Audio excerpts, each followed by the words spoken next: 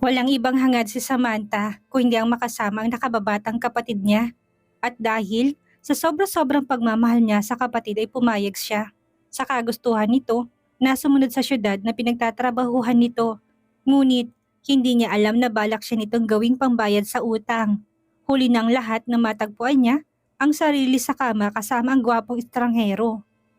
At si Ate Cosmondihar ni isang kilalang walang puso at makapangyarihan sa mundo ng mga mafia ang siyang nakauna sa kanya at sa pilitang umangkin sa kanya.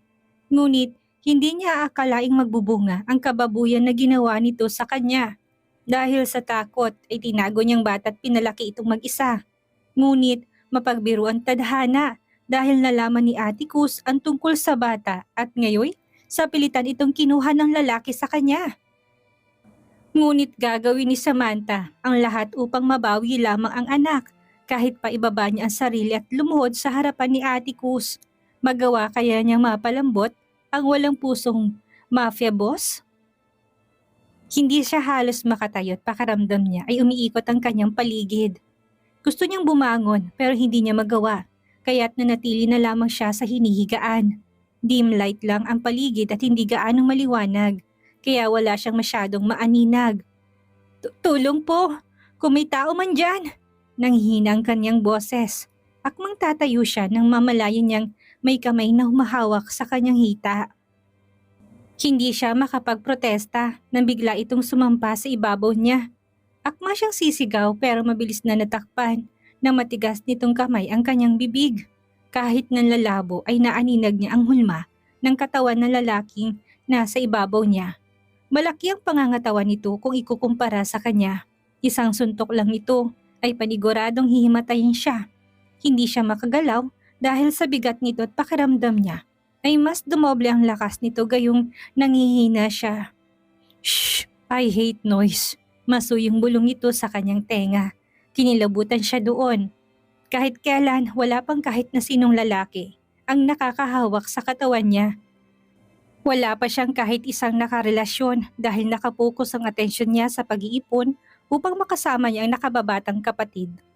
Ang pinangarap niya lang naman ay makauwi na ito at hindi na sila maghihiwalay pa. Pero nung tawagan siya nito at papuntahin sa syudad ay itong nangyari sa kanya. Matapos siyang sumama sa pinagkatiwalaang kaibigan ng kapatid niya ay nagising na lang siya sa ganitong sitwasyon. Hindi siya makapagsalita dahil nakatakip ang kamay nito sa bibig niya. Wala na itong saplot at nararamdaman niyang maging say wala na rin. Bumaba ang halik nito sa kanyang leeg at mas lalong kinilabutan siya nang umabot yun sa kanyang hinaharap. Gusto niya itong itulak ngunit para lamang siyang nagtutulak ng pader dahil sa tigas ng katawan nito. Humahagulhol siya ngunit tila wala rin sa sariling lalaking kasama niya dahil hindi man lamang nito pinakinggan ang mga hikbi niya. Ilang saglit ay nagsimula na siyang mataranta nang simulan nitong ihiwalay ang kanyang binti. Napasigaw siya sa takot ngunit nakulong lang ang mga sigaw na yun sa palad ng lalaki. Stay, anito sa baritonong boses. Kahit nahimigan niyang banta ng boses nito, ay hindi pa rin siya nagpaawat doon. Isang kamay lamang ang gamit nito upang itaas ang dalawang braso niya sa kanyang uluhan. Ganon ito kalakas at hindi niya inakalang mas lalakas pang sigaw niya nang tuluyan siya nitong maangkin. Walang ingat ang lahat ng kilos nito ni hindi nito inisip na sobra siyang nasasaktan. Para siyang hinahati sa dalawa dahil sa nararamdamang sakit. Dahil sa halo-halong nararamdaman ay biglang nagdilim ang kanyang paningin at wala na siyang alam sa mga sumunod na nangyari. Nagising siya sa sinag ng araw na tumama sa kanyang nakasarang mga mata. Nanghihina man at nanginginig ay sinikap niyang kumilos at nagulat na lamang nang makitang katabi pa rin niya ang lalaking gumawa ng kahayupan na yon sa kanya kagabi. Kung kagabi ay malabong itsura nito, ngayon ay kitang-kita niya na ang buong mukha ng lalaki. Hindi may tatangging nakakamangha ang itsura ng lalaki. Mamasal ang katawan at malapad ang dibdib at likuran nito. Mukha itong banyaga. Ngunit hindi mabubura ng maganda nitong mukha ang ginawa nitong kawalang hiyaan sa kanya kagabi. Kahit na naiinis siya dito, ay hindi niya ugaling manakit ng tao. Hindi siya ganun kabayolente. Kaya kalaunan ay pinili niya na lang na pulutin isa-isang mga damit na nagkalat sa lapag at nang masulyapan niya ang dugo sa bedsheet ay bigla siyang nakaramdam ng kahihiyan sa sarili. Isinuot niya ang damit kalaunan at labag man sa loob ay tulala na lumabas siya ng silid na yon. Ngunit hindi niya inaasahang makakasalubong niya ang nakababatang kapatid sa pinto ng mismo silid. Nagsimula na naman siyang humagulhol ng iyak at niyakap ito. "Huwag dito, tara usap tayo sa ibang lugar." Hinila siya ng kapatid. Humantong sila sa isa pang silid sa kabilang pinto lamang mula sa pinanggalingan niya. "Artea, tulungan mo ko. Tulungan mo ko pakiusap." Nagpapanik siya habang nagsasalita. Ngunit hindi niya napansin ang kakaibang kalma sa mukha ng kanyang kapatid na parang walang nangyaring masama sa kanya. "Relax lang, okay?" Hinawakan pa siya nito sa balikat. Doon siya natigilan na sabihin nito yon. Relax? Alam mo bang nangyari sa akin? Binaboy ako, Artea. Binaboy ako." Gusto niyang isampal ditong nangyari sa kanya. Kasi kung makareact ito ay parang normal lang ang mga nangyayari. Parang wala itong pakialam sa mga nangyari sa kanya. "Nandoon na tayo, ate. Kaya relax." Natulala siya sa sunod itong sinabi. Napatras siya dahil hindi siya makapaniwala tila hindi niya nakilalang babaeng kaharap. "Hindi mo ba alam na sobrang yaman ng lalaking yon? Kapag binayaran niya tayo ngayon, siguradong uuwi kang may lilibuhin sa pitaka mo. Ayaw mo noon? Tapos hati naman tayo dito eh." At ngumisi pa sa kanya. "Alam mo?" Wala sa sarili niyang tanong. Nagsimula na namang manginig ang kanyang mga daliri. "Ano ka ba, ate? Virginity lang yon. Kapag nagkapera ka, pwede mo nang gawin ang lahat ng gusto mo." Paulit-ulit niyang sinasabi na hindi siya bayolenting tao. Ngunit ang lahat na narinig niya sa kapatid ay dahilan ng paglipad ng kanyang kamay sa pisngi nito.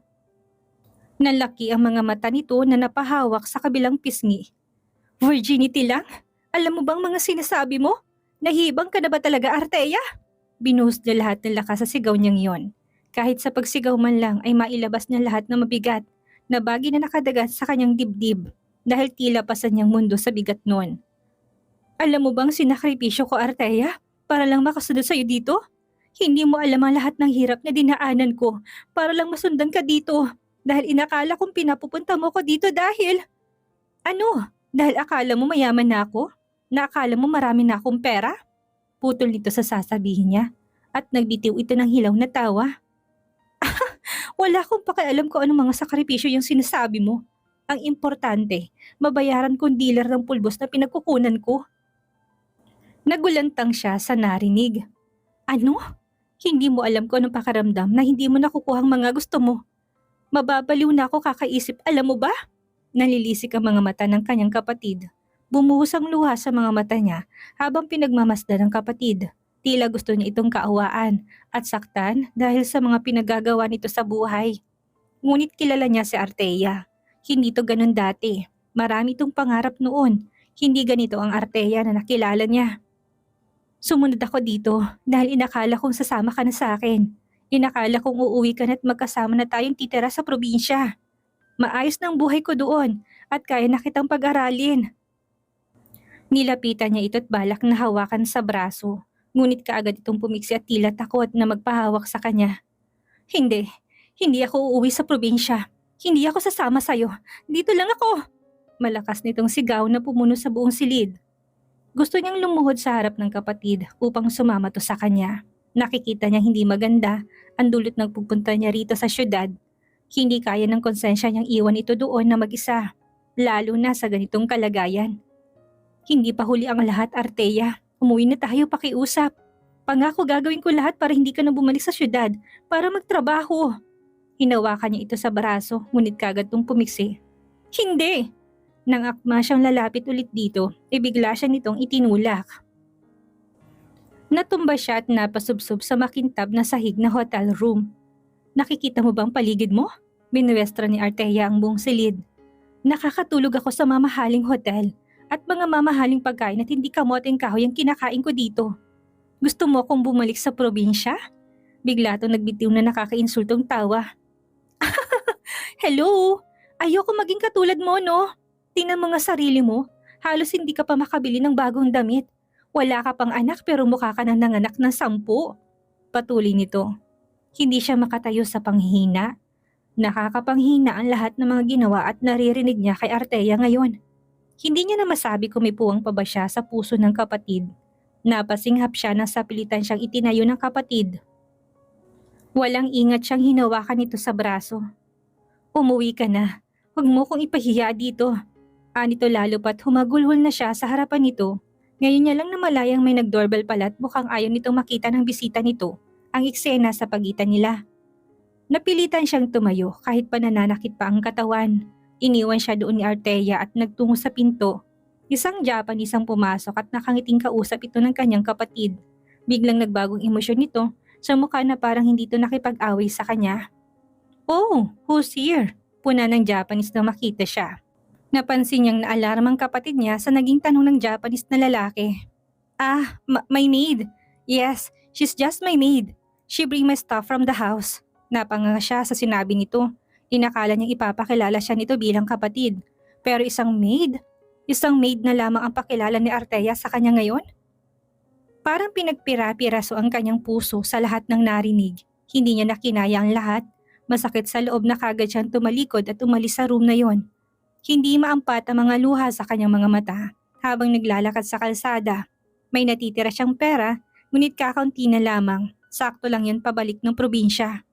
Hindi niya alam kung saan siya pupunta ngayon. Hindi niya kabisadong syudad pero kailangan niyang sumugal upang makauwi.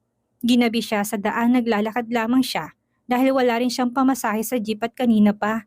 Kumukulo ang kanyang tiyan dahil sa gutom. Ilang saglit ay biglang may lumapit sa kanya at may naramdaman siyang malamig na bagay na dumaiti sa kanyang leeg. "Huwag kang gagalaw, ibigay mo pera mo." Anong lalaki na pinigilan pa siya sa braso niya upang hindi siya makakilos. Po? Nanginginig na ningon niya ito pero diniin itong patalim sa kanyang leeg. "Ibigay mo ng pera, dalian mo." "Pero pamasahe ko na lang ito pauwi sa amin eh. Wala na akong ibang pera." "Wala akong pakialam." Naramdaman niya sumakit ang leeg niya nang idiin na naman ito ang patalim. Nataranta siya kaya kaganyang kinuha ang pera sa luma niyang pitaka upang ibigay dito. Pero kahit na ibigay niya na ang gusto nito, ay tinulak pa rin siya ng lalaki sabay takbo. Natumba siya sa kalsada dahil sa malakas na pagkakatulak at nalalaki ng mga mata niya nang makitang may paparating na sasakyan. Hindi siya kagad nakagalaw dahil sa pagkagulat at takot. Mabuti na lang at nagawa pa nitong mag-brake at hindi siya tuluyang nadisgrasya. "Ining, ayos ka lang? Hindi ka ba nasaktan?" Isang matandang driver noong sasakyan ang lumabas kaagad sa minamanehong itim na kotse. Tulala pa rin siya. Kalaunan ay napaiyak siya. Natatarantang inalo siya ng matandang driver. "May masakit ba sa'yo? Tinamaan ka ba?" Umiling siya. "Hindi naman po." "Gabing-gabi na, saan ka ba pupunta?" "Sa bus terminal po." Nagsalubong ang kilay ng matanda. "Naglakad ka lang?" Tumango siya. Hindi makapaniwalang matanda sa sinabi niya. Medyo distansya din ang bus terminal. "Tara na, ihahatid na lang kita. Pero bago yun idadaan na muna tayo sa amo ko kasi may ihahatid pa ako." Kahit papaano ay pinagpapasalamat niyang nakita siya ng matanda. Kung hindi baka uumagahin siya sa paglalakad patungo sa terminal ng bus. Nakatulog na siya sa biyahe at naalimpungatan na lang nang mapansing huminto na sila at nang tingnan niya ang paligid ay napansin niyang nasa harapan sila ng isang itim at napakalaking gate. Lumabas siya sa kotse at napuno ng katanungan ng utak niya kung nasaan na sila ngayon. "Oo, may operasyon kami ngayon. Ayaw niya may papalpak sa inyo kung hindi baka bala ng baril niyang babaon sa ulo niyo." Napasinghap siya at kagad nagtago sa gilid ng sasakyan. Isang lalaking may sukbit na mataas na kalibre ng baril ang nasa may gate ngayon. May kausap ito sa cellphone. "Ayusin yung mga pack ng droga niyan. Isalansan niyo ng maayos. Mitikiloso ang construction namin ngayong gabi." Napatakip siya ng bibig na marinig ang sinasabi nito. Napatingin siya sa malaking gate na kulay itim at sa loob ng gate ay matatanaw ang napakalaking mansyon na kulay puti. Ibig sabihin ay isang sindikatong may-ari ng property na to at kitang-kitang hindi basta-bastang sindikatong ito. Yumaman ng mga ito sa pagbibenta ng iligal. Ilang saglit ay nagbukas ang gate at sunod niyang nakita ay ang tatlong mga kotseng itim na lumabas. Sumakay yung lalaki may kausap sa phone kanina at kasunod noon ay lumabas na rin ang matandang lalaki na maghahatid sa kanya sa terminal ng bus. Kumaway ito sa mga kotse na lumabas mula sa gate. Ngunit ang panghuling sasakyan ay huminto't nagbukas ang glass window noon. At para siyang binuhusan ng isang balding tubig nang makilala ang lalaking dumungaw sa bintana ng mamahaling sasakyan. Lumapit doon ang matanda at kinausap ito saglit. Nang humiwalay sa sasakyan ng matanda, ay saktong nagtama ang mga mata nila ng lalaking iyon. Siya ang lalaking bumaboy sa kanya at parang gusto niyang bumigay ng kanyang tuhod na magtamang kanilang mga mata. Nanginig ang kanyang mga daliri sa kamay at hindi maalis ang tingin sa lalaki hanggang sa tuluyang nagsara ang glass window at umalis na rin ang sasakyan. Naglaho sa paningin niya ang lalaking iyon. Kulang pa ng katulong ang mansyon kaya nirekomenda kong kapatid kong babae sa kanila. Yung kausap ko, yun ang may-ari ng mansyon. Isa siya sa pinakamayamang tao sa syudad na to. Kwento ng matanda habang nasa biyahe sila. Tulala siya at nananatiling atensyon niya sa labas. Napaisip siya. Sabi ng matanda, mayamang tao si Mr. Mondihar. Halata naman at sa laki ng mansyon ay kayang tumira ng 100,000 tao doon. At mukhang kaya naman itong magbayad ng babaeng willing na magpakama dito. Pero bakit siya pa? Ano ho bang pangalan ng amo nyo? Tumigil saglit sa pagkakwento ang driver at nilingon siya. Atikos Mondihar. Yun ang pangalan niya. Lumunok siya at ibinalik ang tingin sa labas. Kung magsusumbong siya sa mga pulis, aaksyonan kaya kaagad ng mga ito? Mayaman si Mr. Mondihar, samantalang ordinaryong mamamayan lang siya. Walang makukuha ang mga pulis kapag siyang piniling mga itong tulungan. May pait sa mga mata nang natawa siya sa naisip. Siguro kung kapatid niyang isusumbong niya ay paniguradong makukulong iyon. Dahil katulad niya, hindi naman mayaman ang kapatid niya. Pero ang mga taong responsable ng lahat ay malaya pa rin nakakapagbenta ng iligal na droga sa labas ng rehas, katulad ni Atikos Mondihar. Sabi nga nila, ang hustisya ay para lang sa mga mayayaman. Wala siyang ibang pwedeng gawin kung hindi ang manahimik na lang at magpakalayo-layo. Dahil tila inalisan na siya ng karapatang magreklamo ng mga taong mas makapangyarihan kaysa sa kanya. Bakit ka nga pala naglakad lang kanina noong nakita kita, Ining? Bumuntong hininga siya. Wala po akong pamasahe para sa jeep at ninakawan po ako ng mandurukot. Napapailing ang driver. Doon lamang siya natauhan nang maalalang wala nga pala siyang maibibigay sa matanda. Tatay, wag mo na po muna akong palang ihatid. Wala rin naman akong pamasahe. Dito na lang ho ako sa tabi. Sinulyapan siya ng matanda sa salamin sa unahan. Ano ka ba naman? Gabi na't nagkalat ang mga masasamang loob. Ihahatid na kita sa pupuntahan mo at may kokonti pa naman akong pera dito. Yun na lamang ang ipamasahe mo. Gusto niyang maiyak sa narinig. Inakala niyang tuluyan na siyang mamalasin sa araw na yon. Mas lalo siyang nahiya nang mag-abot ito ng 301 supot ng pandesal na anito iuwi sana ng matanda sa bahay nito. Pero kanina pa naririnig ng matanda ang pagkalam ng kanyang sikmura. Kaya inisip ng matanda na nagugutom siya. Wala sa sariling nakatulala siya sa labas ng bus. Habang binabagtas ng sasakyan ang kahabaan ng public highway, ang mga nangyari sa kanya tila magiging bangungot pa yata na babaunin niya pabalik sa probinsya na pinanggalingan niya. Huwag, maawa ka! Sigaw ni Samantha at kagad na napabalikwas ng bangon. Pawis na niyakap niya sarili. Nananaginip na naman siya. Simula nung makabalik siya sa probinsya, mula sa syudad ay parati na lang siyang dinadalaw ng masamang panaginip na yon. Si Atikos Mondihar ang parating laman ng mga bangungot niya. 4:00 ng umaga kaya wala siyang ibang nagawa kung hindi ang bumangon na lang at mag-ayos ng sarili. Isang buwan na ang dumaan pero tila sariwa pa rin sa utak niyang mga nangyari. Napatingin siya sa kalendaryo at sa petsa. Magdadalawang buwan na pala simula nung umuwi siya galing sa syudad at mukhang magtatapos na naman ang buwan na ito na hindi siya dinadalaw ng kanyang monthly period. Nagpatuloy siya sa pagkain. Naisip niya na baka may abnormalities lang ang cycle ng kanyang menstruation ngayon. Nagmamadali na siya at kailangan niyang agahan ngayon dahil may pasok pa siya sa isang karinderya. Kaya lang akmang tatayo na siya nang makaramdam ng pagbaligtad ng sikmura. Patakbong nagtungo siya sa sink para sumuka doon at lahat ng kinain niya sa umagang iyon ay sinuka niya. Nagtataka na umupo siya sa upuan. Ano bang nangyayari sa akin? Napatanong siya sa sarili. Masamang pakaramdam niya pero kailangan niyang pumasok. 2 beses lang silang pwedeng mag-absent sa isang buwan. At nung magpunta siya sa syudad para bisitahin si Artea, ay counted yon sa absent niya. At nung dumating siya sa karinderya, ay may nakapansin sa itsura niya. Hoy! Bakit namumutla ka dyan? Napakapa siya sa muka. Namumutla siya? Agad siyang tumingin sa salamin malapit sa lababo. Namumutla nga siya. May sakit ka ba? Dagdag na usisa ni Sally. Medyo naging close sila ni Sally simula noong magtagal siya sa karinderya na yon. Matagal na kasi nagtatrabaho si Sally doon. Mas nauna pa ito kaysa sa kanya. Wala naman, Sally. Pero nagsuka ko kanina. Hindi ko alam kung bakit. Pag-amin niya, nalaki ang mga mata ni Sally. Wala ka namang boyfriend, hindi ba? Ha? Naguluhan siya sa tanong nito. I mean, baka buntis ka. Pero imposible kasi wala ka namang boyfriend. Nalaki ang mata niya sa narinig kay Sally. Buntis nga ba siya?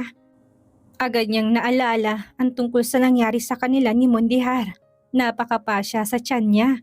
Napansin ni Sally ang gulat sa mga mata niya kaya nagduda to. Umamin ka nga, Samantha? Nakipag one night stand ka ba? Nilingon niya si Sally pero gulat na gulat pa rin ang muka. Anong one night stand? Inosente niyang tanong. Napakaraming alam nitong si Sally. Yung iba hindi niya maintindihan. Umismid si Sally at umiwas ng tingin. Bakit pa nga ba ako nagtatanong sa'yo? Halatang wala ka namang alam. Pero hindi pa rin siya makamove on sa sinasabi ng kaibigan. One night stand bang tawag doon? Yung nangyari sa kanila ni Mondihar? Pero pinilit siya ng lalaking iyon. Tumingin siya sa tiyan. Hindi kaya tama nga sinasabi ni Sally? Nagbunga nga kaya ang ginawa ni ate ko sa kanya. Balisa't wala siya sa sarili buong maghapon. Paulit-ulit niyang naiisip ang sinabi ni Sally na baka nga buntis siya. Pero noong pauwi na sila, inilapitan niya si Sally. Sally, tawag niya sa kaibigan. Abala kasi ito sa pagpupunas ng mesa. Paano ba malalaman kapag buntis ang isang babae? Nasagi ni Sally ang baso sa gulat at bumagsak sa semento. Gulat na tumingin si Sally sa kanya. Hindi ako seryoso nung sabihin ko yon, Samantha. Kasi sa tingin ko baka tama ka. Ano? Nasagi na naman itong isa pang baso at nabasag ulit. Sabay sila ni Sally na umuwi sa araw na yon at sinamahan siya nito sa bodika para bumili ng pregnancy test. Sasama ka ba talaga? Alanganin niyang tanong sa kaibigan nang malaman niyang pati sa bahay niya isasama pa to. Of course, gumisit at mukhang excited pa. Tinuruan na siya nito kung papaano gamitin ang PT pero dahil daw isang himala ang nangyari sa kanya kaya sasama to. Hindi niya alam kung bakit parang kilig na kilig pa to. Madaling araw niya dapat i-apply ang PT dahil mas effective iyon sa umaga. Doon natulog si Sally sa kanila. Pero mukhang hindi naman talaga nakatulog si Sally dahil mga bandang 4:00 ng umaga nang gisingin siya nito. Mumangon ka na, Samantha. Umaga na, mag-PT ka na dali. Niyugyug siya nito ng pagkalakas-lakas. Napilitan siyang bumangon at sundin ang utos ng kaibigan. Maaga rin silang papasok ngayon kaya maigi na rin na magising siya ng maaga. Nakakapanibago lang dahil mabigat ang katawan niya, samantalang dati-rati hindi naman siya ganito. Akin na! Hinablot kagad ni Sally ang PT kahit pa hindi niya pa nakikita ang resulta. Inaantok na lumapit siya kay Sally at gusto ring malaman ang resulta. Pero isang malakas na tili ang sinalubong ni Sally sa kanya at niyakap pa siya. Oh my gosh! Oh my gosh! Positive! Panay ang tili nito tumalon-talon pa, samantalang siya hindi alam kung anong re-react. Tinignan niya ang PT upang makasigurado at may 2 guhit nga doon. Buntis nga siya. Tulala ng bitawan niya ng hawak na PT. Isang masamang tao ang ama ng kanyang anak, isang drug lord. At paniguradong isa ring kriminal. Kapag nalaman ni Atticus na may anak ito sa kanya ay baka ilayo nito sa kanyang bata. Mapupunta sa masamang kamay ang kanyang anak at baka magiging katulad ito ng ama. Hindi siya papayag na gano'n ang kahinatnan ng kanyang anak. Hindi siya pumasok sa araw na yon at lahat ng perang inipon niya para sa kanila ng kanyang kapatid ay dinala niya. Pupunta siya sa ibang lugar at doon niya papalakihin ang kanyang anak. Magtatago siya doon at hindi siya magpapakita sa ama ng bata. Sisikapin niyang mapalaki ng maayos ang kanyang baby. Kaya niya yon kahit siya lang mag-isa. Yun ang parati niyang iniisip. Kailangan niya magpakatatag dahil may anak na siya. Samantala, isang malakas na putok ng baril ang pumuno sa buong silid. Bumulagta ang babae sa sahig at dumaloy ang masaganang dugo sa sahig. May butas sa noo ang babae. Doon ito tinamaan ng bala. Malamig ang mga mata ni Atticus habang nakatingin sa bangkay ng babae. Pumalpak na naman ang pangatlo niyang baby maker. Malaki ang binayad niya sa babae pero hindi pa rin nagbunga ang binigay niyang semen dito. Pahirapan sa pagpaparami ang kanilang pamilya at siya na lang ang naiwang nag-iisang Mondihar. Kailangan niyang ingatan ng bloodline ng mga Mondihar. Walang ibang susunod sa sinimulan niya kung hindi ang kanyang anak. Boss, ngayon ang business meeting natin sa mayor ng San Luis. Ani ng tauhan niya nang makapasok. Pinahid niya ang dugo na tumalsik sa kanyang kamay at lumingon sa tauhan. Ipinasa niya ditong baril na ginamit niya sa babae. Clean this mess before we proceed to this meeting. Copy, boss. Humugot siya sa phone niya at may tinawagan. Maghanap kayo ng bagong baby maker. Aniya sa kabilang linya. Anong buhay ang naghihintay kay Samantha? Ngayon nagbunga ng gabing binaboy siya ni Ate Kus. May tago kaya niyan tungkol sa bata? Gayong anak ang kailangan ni Ate Kus? Yan ang ating aalamin sa susunod nating kabanata.